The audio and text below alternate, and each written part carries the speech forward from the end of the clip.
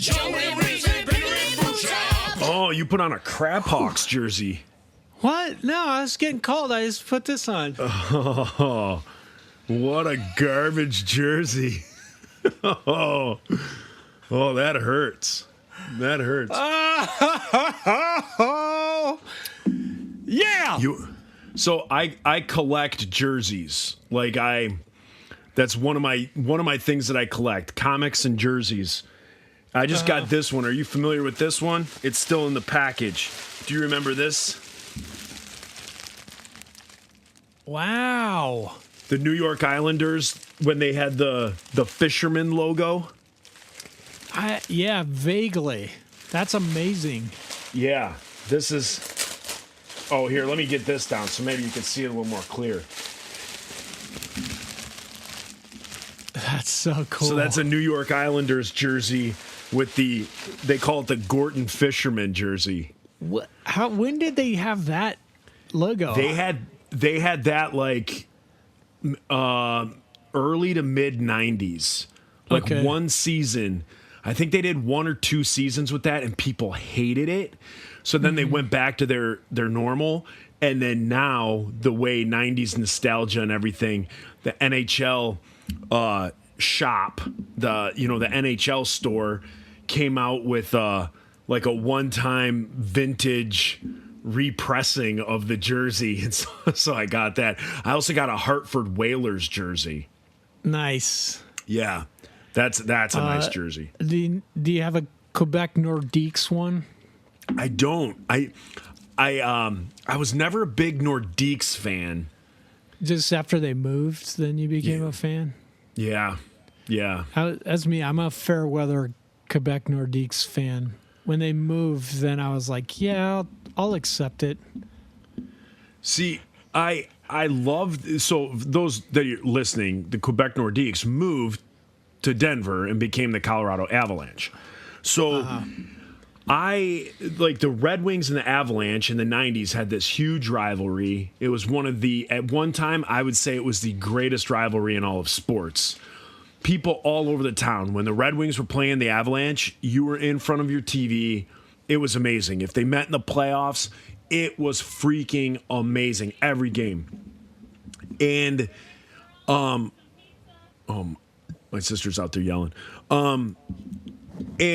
But here's the thing. I don't hate, like back then, I hated the Avalanche because of the rivalry, but I respected how good they were as a team. Right. I hate the Crab Hawks, and I hate the Pittsburgh Penguins.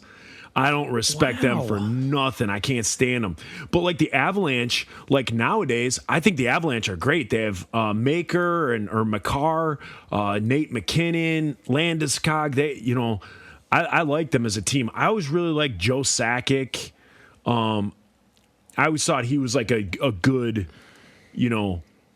dude. He was a good dude. Is a good dude. Yeah.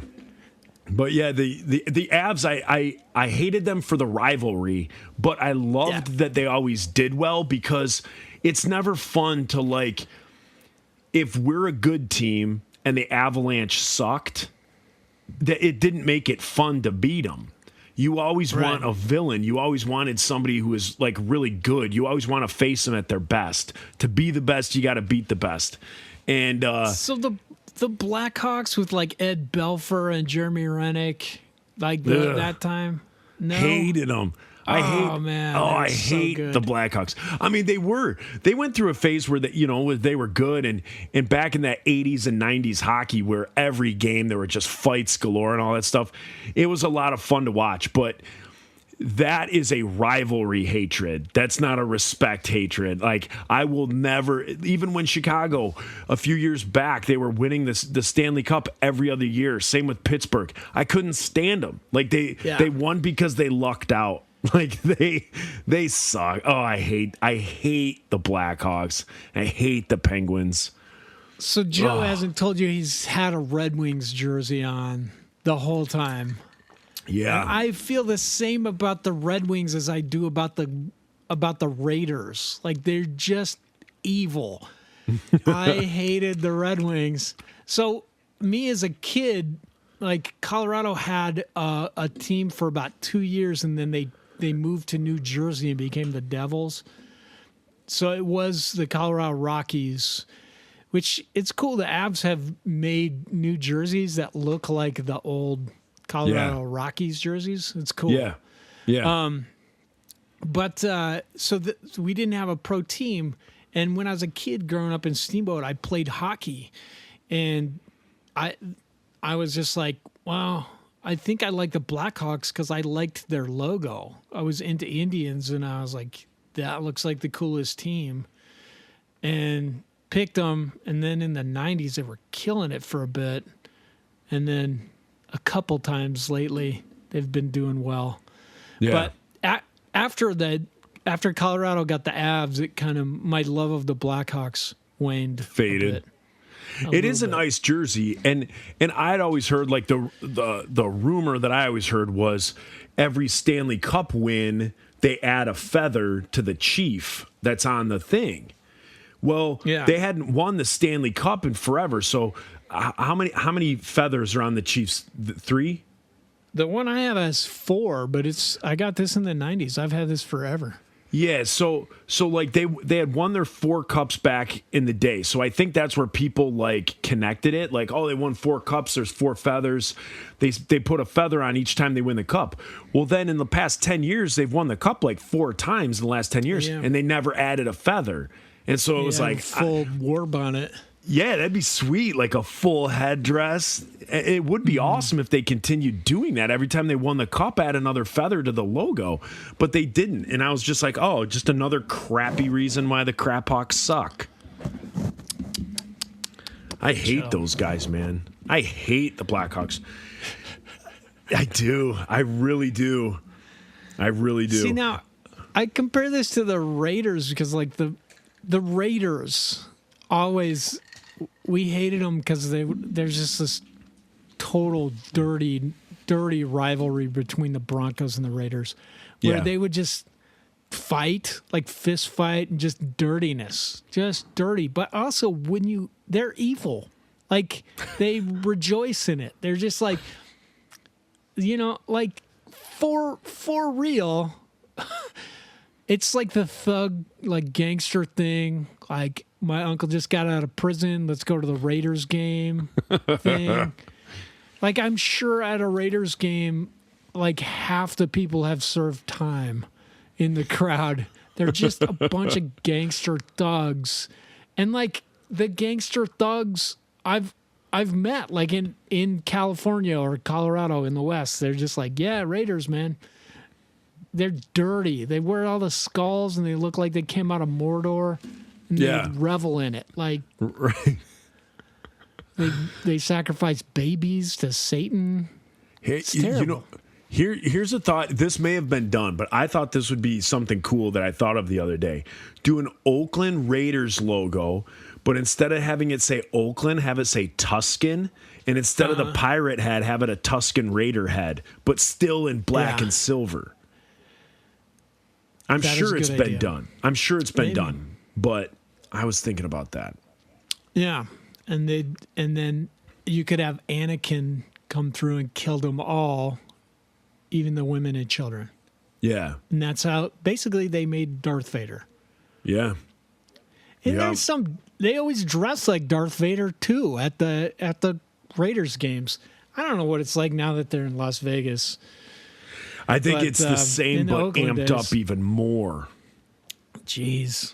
So do all those Raiders fans so if you were in the black hole in Los Angeles or in Oakland, are they now driving the 4 hours every Sunday to go to the Raiders games in Vegas?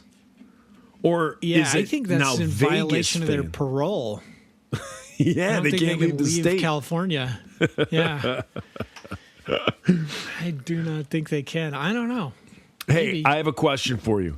From a listener, what are name off all your jobs you've ever worked? Starting what was your first job? Let's do this first. What was your first job? They're asking what was your worst job is the specific question. you better go because I have like 50 jobs. I started a list. Let me see. You go. My first job I ever had was I painted dolls for that artist, the one that I showed you earlier. So I painted dolls. Really? I painted base coats on all the dolls. So that was the first job I ever had. The second job I ever had that was like steady was I worked at a grocery store by my house. I was like a bagger, went and got the carts, did all that stuff. Loved it. Loved that job. After that job, I worked landscaping. I was like a groundskeeper for a condominium complex. And I did that right before the Insiders started. And then once the Insiders started, I was doing that. And then around Thanksgiving every year, we would stop and I would work for the Salvation Army and I would drive vans around, do all sorts of stuff for like the Red Kettle program, like the Red Kettles outside of stores. Yeah. So I would drop people off, pick people up. I'd pick up kettles that got full, replace them with an empty kettle. And then I was doing Insiders and doing that. Then when the Insiders ended, I became a community center director for the Salvation Army. I did that for 13 years, and then I got into roofing. So those are all my jobs. How many is it? Doll painter, grocery store, groundskeeper, singer, van driver, community center director, roofer, and part-time podcaster. So let's take podcaster out of there. So I've had 7 jobs.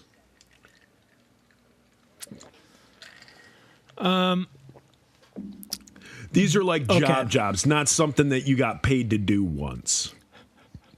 You know what I mean? These are jobs I've had. Like you had a schedule, you had to go every week or whatever. Okay. I did have like a job. My aunt's got me collecting fireflies for cancer research, but there was no schedule. And but if it's a legit job, that counts. Well, I just like collected like 200 over the summer and you mail them in. You had to keep them in the refrigerator. So I did go with that. Okay. So before that, my first job, I was a paper boy for the Denver Post at age 12.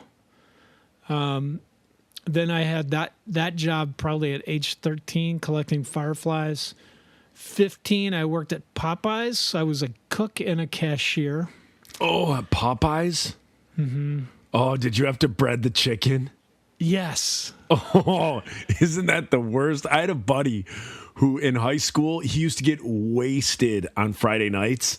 And he used to tell me that the worst thing was getting wasted on a Friday, then having to wake up early on Saturday and go in and bread the chicken. Yeah. And he was like, he'd be gagging. Yeah, you'd have to pull off that was how I was trained, is pull off the huge pieces of fat. And it was frozen, like mostly frozen, so your hands are just freezing.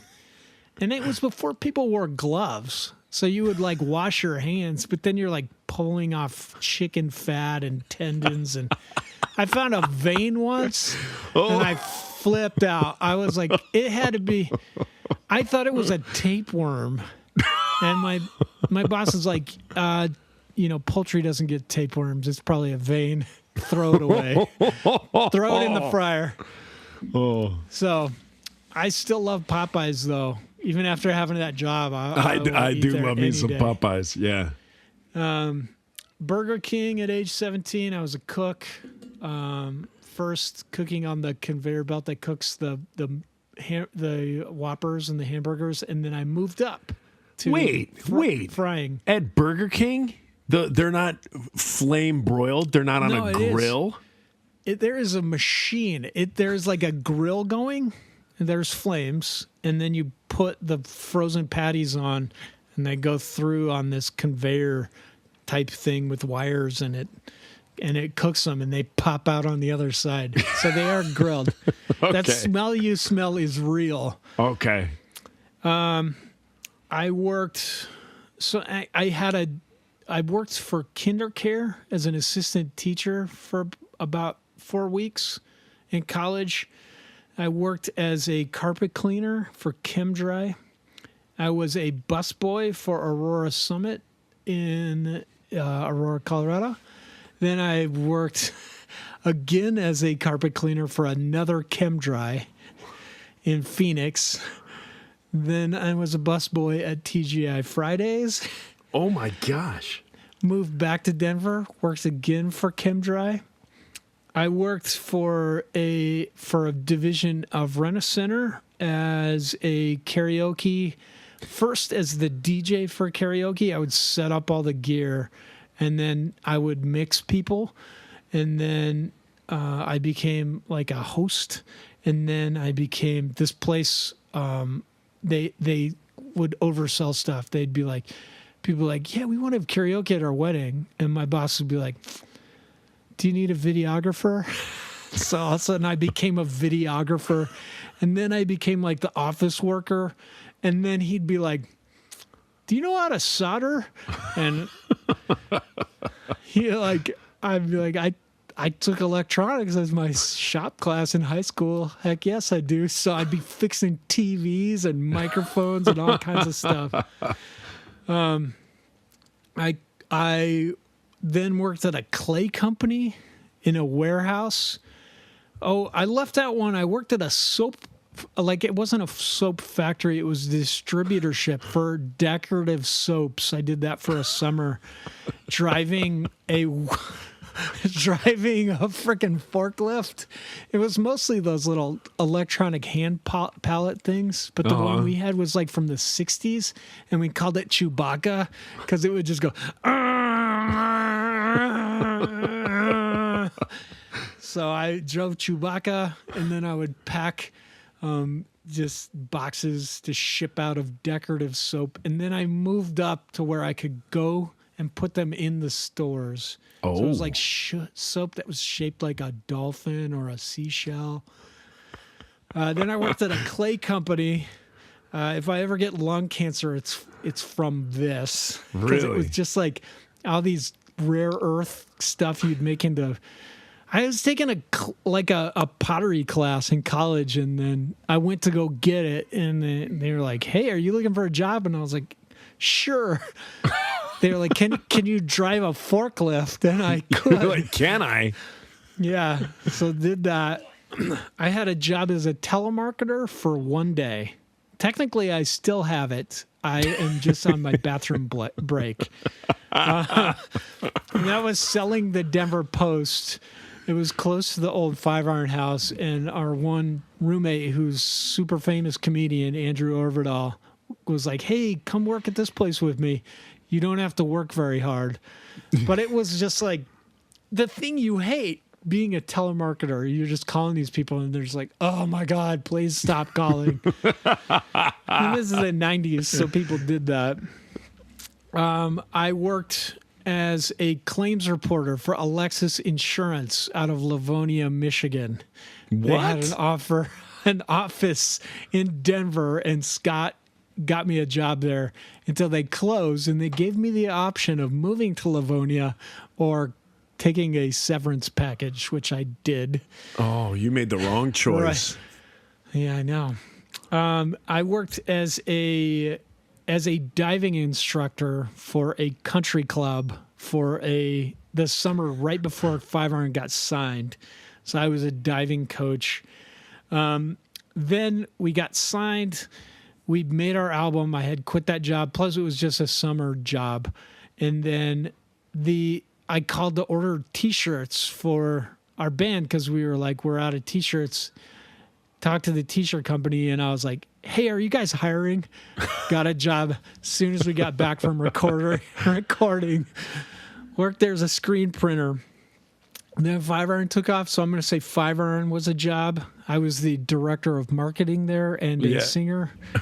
I still put that on resumes that I was the director of marketing of Five Iron Frenzy Incorporated. Brave St. Saturn was also a job I did. Somewhere in the middle of 5-iron, we had done this a couple times where would take like a season off, like a spring or a fall, and we were still getting paid. We got our base salary, which was $1,156.66 a month. We got that. Mm-hmm. It was enough. My gosh. Yeah, but my rent was $350. I lived in a hallway in Dennis's basement, so all you really had to do is that and food. But I was like, I'm going to get a job. So I got a job at Starbucks, and I did that for like 6 months. After 5-iron broke up, I did Roper. Then I did what I told you, the Colorado Genetics Laboratory. I worked there for 2 years and then got a job with a guy at my church doing low voltage electronics, electrician work. So what I was doing was, it's not 110 volts, 120 volts. It was like running Cat 5 and Cat 6. And then it was way above my pay grade. All of a sudden I was doing construction, like running these lines, putting coax cables in, putting jacks in.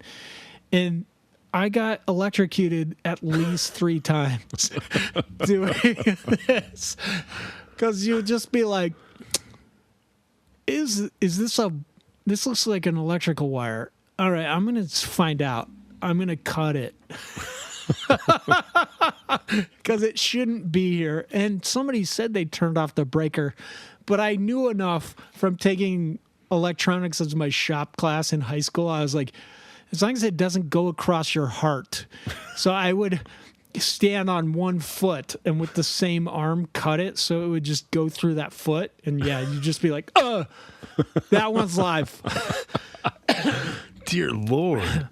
Yep. So then I quit that, went to school for nursing, got a job. My first job was at a nursing home in Denver called Briarwood. I worked there, got a job at a hospital as a nurse in Colorado Springs, worked there for about a month, went back to Briarwood, became their wound nurse, then got hired at a place called North Star Community as the assistant director of nursing because my friend was the director of nursing, guy I had gone to nursing school with. Then moved to Virginia, worked in the surgical trauma burn ICU. Then went from there to King's Daughters Nursing and Rehab in Stanton, where I was the assistant director of nursing, then became the director of nursing. Then I took a job at a place in Charlottesville as the wellness director of an assisted living called Linden House. Then I went from there to Westminster Canterbury of the Blue Ridge as the director of nursing, and then my current position as a floor nurse at the Commonwealth Center for Children and Adolescents in Stanton, Virginia. That's all the jobs I think I've had. Wow. That's like 28 jobs. Yeah. Holy smoke. Yep. Which was the worst? Which was the worst of all of them? 500. 500. Man, it might be definitely morally, I feel like the worst thing was being a telemarketer. My first job being a paper boy, I think, was probably the worst. And I was 12, but it was like you had to get up. It was all summer, and you had to get up at like 5 or 6:30 in the morning because people wanted their papers by 7. Yeah. I think I got up at 5. So there'd be a stack of papers. I'd have to fold them, get up at 5, fold all these papers. Put the ads in them. Mm-hmm. Put the ads in them. If it was raining or snowing, you had to put them in a bag. Otherwise, you put them with rubber bands. And then I had these 3 apartment complexes. So I lived in one, and then there was 2 next to it. And I had a shopping cart that I would hide like near the dumpster where we lived. And then I just go get that thing, and I'd put all the papers in it after I fold them, and I'd go around and then just throw them up there. Usually you'd have to walk it up there and then try and make it back by 7 o'clock or finish by 7 o'clock, and I had to go back and then go to like summer camp, like YMCA day camp. But the worst part, besides having to go collect money from people because they had to pay you with cash or check and you put it in an envelope, and they never tipped you. They never be like, "Good job, kid, you did it." Well, the worst part was this one complex. Their sprinklers would come on every morning at 6 a.m. and they were always facing towards the sidewalk. Like, they were never facing the grass. So here I am with this shopping cart full of newspapers that can't get wet, and these every damn day these sprinklers would come on, and I'm 12, like I don't know what to do. There's no one I can be like, "Hey, help. I'm trying to get these papers to people, sir." So I got mad and kicked one once because I was like, "It's spraying the papers right now. Like, this is, I'm going to get in trouble." And it busted off the sprinkler head, and then just like a fountain of water shoots straight up, but it's not hitting the papers. And then after like 2 minutes of that, there was some automatic shut off. So it just shut off. And so then I'm like, "Oh, this is all you got to do." So that maintenance guy was probably just like, "Who the fuck is busting all the sprinklers?" Because, like, I'm sure that wasn't cheap, but like just about every morning it would come on and like they'd not be facing the grass. It always would be like, I don't know if it was like the cheaper sprinkler heads that just did a circle, but like usually just watering the sidewalk. And so I'd kick one off and then keep going. Oh. My worst job I ever had is the one that I forgot to put on the list. So in between working at the grocery store and the groundskeeping, I too worked one day at a factory. And the factory that I worked at, Cal got me the job. It was this place called Veritech. Cal's mom worked as like an executive there. And when we were working at the grocery store back in the 90s, we were making like $4.75 an hour. Wow. Yeah. And Veritech comes along and they offer $10 an hour. So we were like, holy smoke. Yeah. In the 90s. Yeah. We're gonna go work at this place in the summer. So Cal started working there like 2 weeks prior to me working there. Mm-hmm. So I show up my first day, me and him carpool down to this factory in Detroit. Huge building, no windows in the entire place. And they take me to this machine. And I don't know if you're familiar with the I Love Lucy episode where the chocolate is coming down the conveyor belt and they have to wrap the chocolate and put it in. And it just starts coming way too quick. So this job that I'm working, I have to climb over. There's this ladder catwalk thing that goes over the conveyor belt that I kid you not is 4 inches wide. So it was just wide enough to get your shoe in there, and you walked over and you got in this like little cockpit. And when you're in the cockpit, there's a big red button on the side that stops the conveyor belt if there's an emergency. Well, if you stop the conveyor belt, it backs every single station up. And so what this factory made is it made paper products. It made like paper gowns for hospitals, paper tablecloths, all that stuff, paper pillowcases. And so I climb in this little cockpit, and my job was as these giant rolls of paper, so like rolls of tablecloths, would come. Did it stink, Joe? Did it stink? Yeah, like every time I've driven by a paper factory, it smells like butt. Well, this place, to my knowledge, didn't make the paper.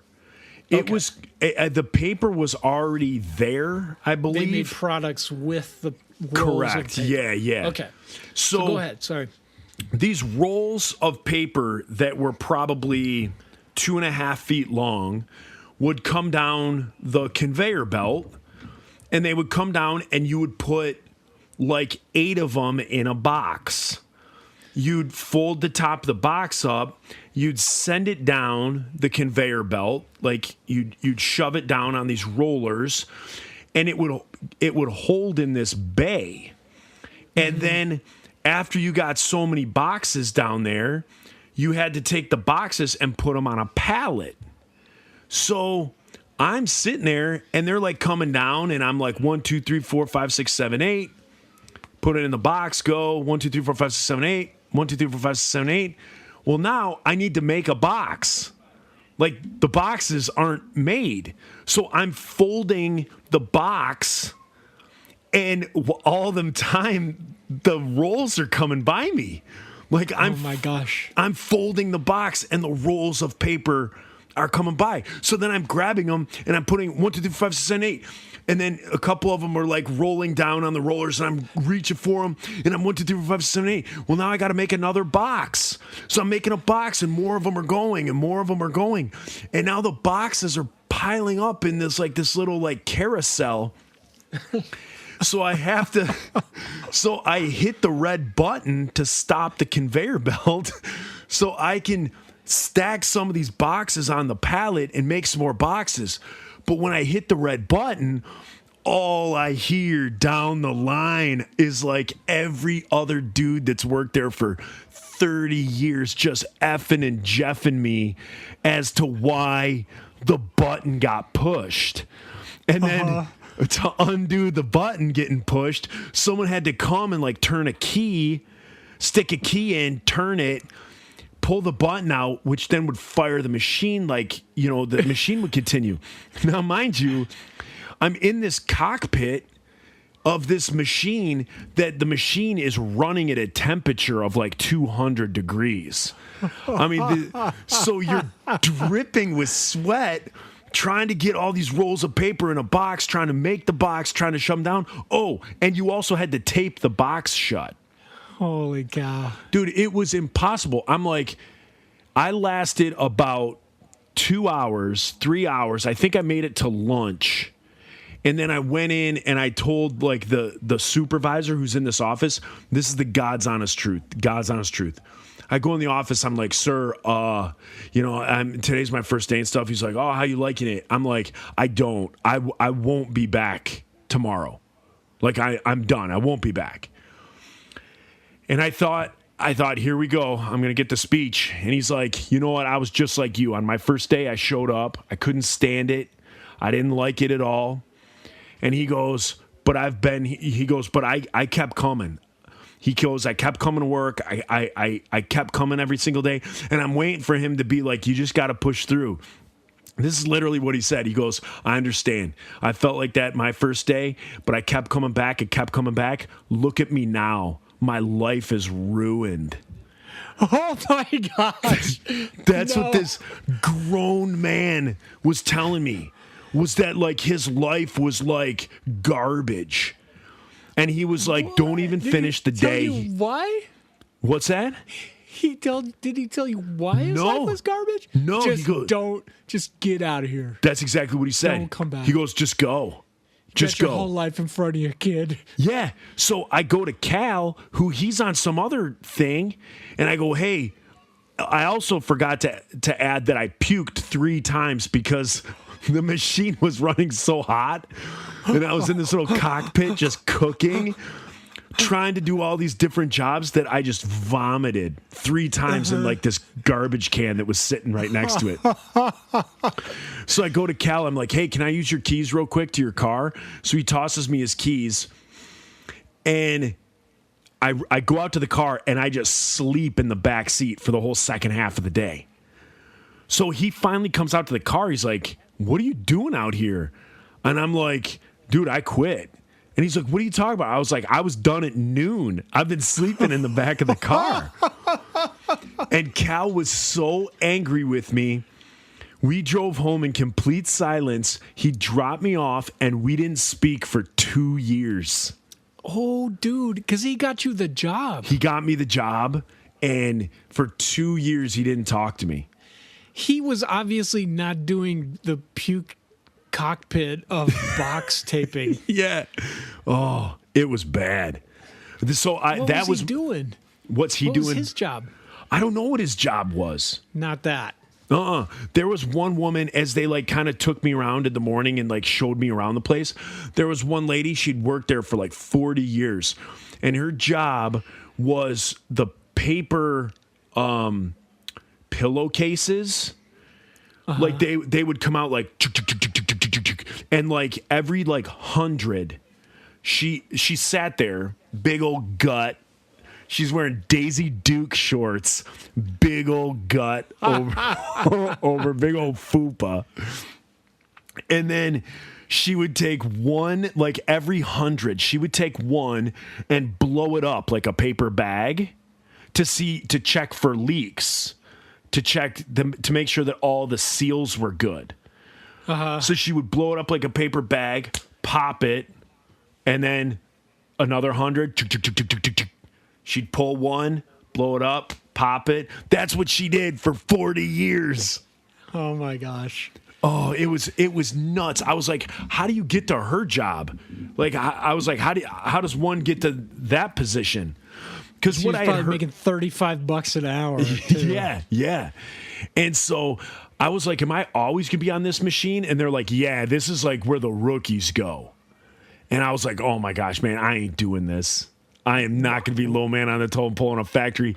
So then I'd gone from the grocery store to there for a day. So then I went back to the grocery store and asked for my job back. And they gave me my job back and they made me a cashier. And so I did cashiering for about a week. Well, again, I went back to like making like $4.75, $5 an hour. So in the meantime, another friend of mine tells me that he's working for this groundskeeping company that does $10 an hour as well. So I had told somebody at work at the grocery store, like, hey, I'm thinking about leaving again for this other $10 an hour job. Well, that person ratted me out to the bosses, and they were like, are you thinking about leaving again after you just got your job back? And I was like, well, this place is going to pay me $10. And they're like, you know what? Just go. They were like, just leave. So I got fired from the grocery store. And they're like, you're done. They're like, just go. And I was like, oh, man. And they never paid me my last check. They were like, screw you. Yeah. And they were like, you got your job back. They were like, yeah, go ahead, try and fight it and get your check. So I worked like 4 days, never got paid for it. And yeah, and so then I was done working there. And then when what's that? Landscape and stuff, groundskeeping, and then in that is when the insiders started taking off, and then it was insiders from then on. Yeah, but that was my worst job, the factory job, and so the I Love Lucy holds like a special place in my heart. That episode of I Love Lucy, and if you guys out there have never seen it, look up I Love Lucy, genius. Like Chocolate Factory. It's one of the classic comedy scenes in television history. And the thing is that the girl that I'm seeing, the girl that I'm dating, she's a huge I Love Lucy fan. And so every now and then, like, she'll throw on like an episode, and that one was on. And so it brought me back to that. I told her my story of working at the factory, and oh my gosh, just seeing Lucy on there, I just think of me. Yeah. Ugh.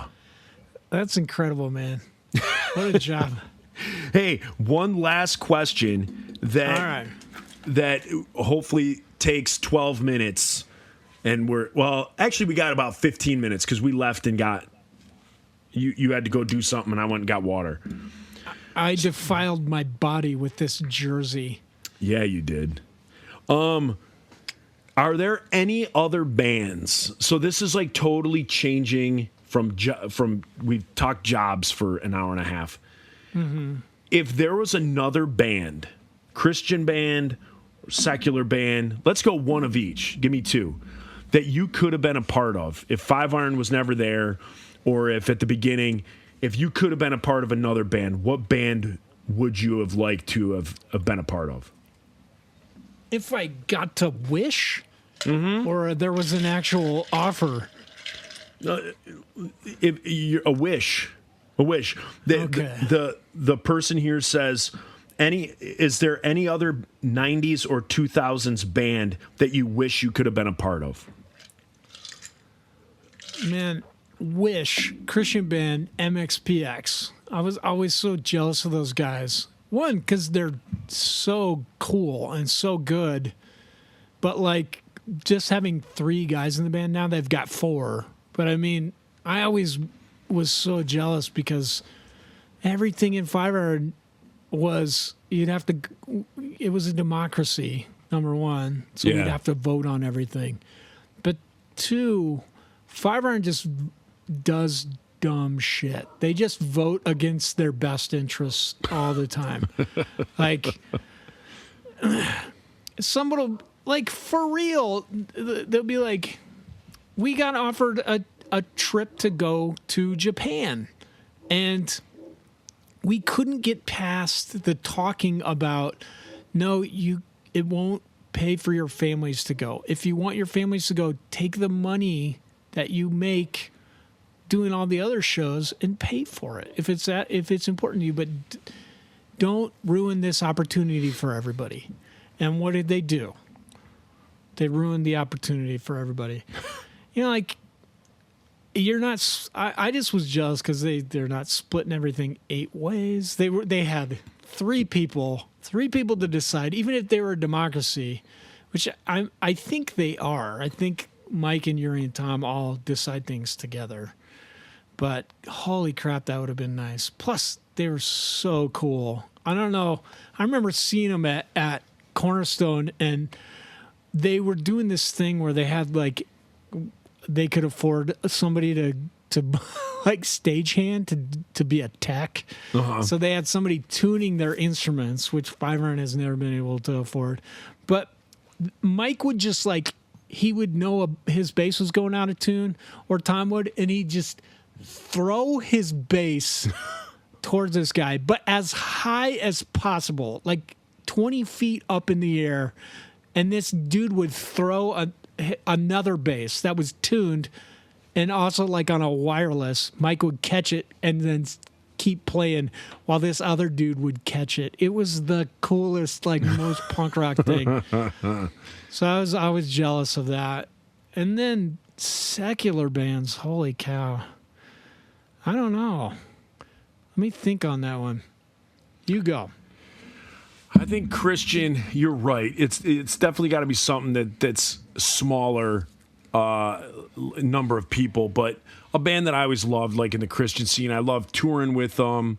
I loved being with them, was Chevelle. Like, I loved the sound that Chevelle did, just a good rock band. Like, they sound a little Tool, like a little Toolish. And then they just became like a really good rock band. And I think Chevelle would have been, you know, if I probably could have been in Chevelle with the number of bass players that they've had. I probably could have played bass for them. But Chevelle was a band that I was always just like, man, I wish at a certain point, like in the Insiders, you realize that ska is not going to be around forever, but rock will always be around forever. You know, and so, you know, all the like little fad trends through the 90s, like the Limp Bizkit-y, where you got a band but you got a DJ, and then like whatever that next thing was, you know, people could have those, but you're always going to have rock bands, always. You know, again, that's why Foo Fighters are so good, because they're just a fantastic rock band, and that will never get old. Right. You know, my parents can love the Foo Fighters. My kids can love the Foo Fighters. My kids' grandkids are going to love the Foo Fighters. It's just good rock music. So I think in the Christian scene, I think something like Chevelle would have been something that I would have love to have been a part of. And then in the secular scene, I talked to you when we were doing our top 20, a band that just came out of nowhere for me, that I was late to the party, that I absolutely loved, was My Chemical Romance. I think here's the thing. I don't understand when I listen to them. I don't understand screamo. I don't understand calling them screamo or emo. I don't understand it. When I listen to My Chemical Romance, again, I'm late to the party, so I didn't know about this whole screamo scene. Emo to me is Sunny Day Real Estate, is Far, is, like Fugazi. That's like emo to me. My Chemical Romance is rock. And the thing that with My Chemical Romance that they do for me is it's like this good angsty rock, teeters on the edge of punk, but it's like it's infused with show tunes. Like when you listen to My Chemical Romance, you're like, this has a very Broadway type flair to it. And as I talk, Gerard Way and the way he fronts the band, and he's very thespian about it and an amazing frontman, my favorite of all time. Just that style of music that they put together. I don't know if you've listened to any of their stuff, after our top 20 lists, but just that style of music is just, I think, a fantastic vibe of rock. Like where they are within the scale of rock. My voice just cracked. Where they are within that scale of rock. I just love My Chemical Romance. I love their look. I think they just look cool. I think their music is fantastic, and kind of what they fuse together. I just think they're so good. Okay. And you wish you were in it. Yeah, that would have been something. Playing bass. It would have been cool to be a part of a band like that, where, like being a part of like Queen or something like that, like doesn't interest, like that giant stardom doesn't interest me. But being able to like put butts in seats at like 3,000 seat venues, selling out 3,000 seats, like that's cool. And just kind of like their trajectory of their career, the movie soundtracks that they were on, things like the song that they did for The Watchmen, the movie The Watchmen. At the end credits, My Chemical Romance did a remake of Bob Dylan's Desolation Road. Is it Desolation Row? Desolation Row, I think it's called. Fantastic song. So like if you listen to the Bob Bob Dylan version, it's good. And then you listen to what they did, and it's fantastic. So just kind of like what they did in their career as a 90s or 2000s band, I think is great. But again, I don't understand the whole emo, screamo thing. The kids nowadays that they say, like bands that they say are like emo, I'm like, what are you talking about? It's, it would be like saying that like Five Iron is a reggae band. It's not. It's not anything. The Insiders are not a reggae band. It has nothing. Yeah, I don't get what the kids that equate My Chemical Romance to emo. You close your eyes, if you didn't know labels, any of that stuff. They're a rock band. They're a punk rock band that fuses Broadway musical stuff in with their crap. I don't understand the emo. That to me is, like I said, is like Sunny Day Real Estate, Fugazi, Far.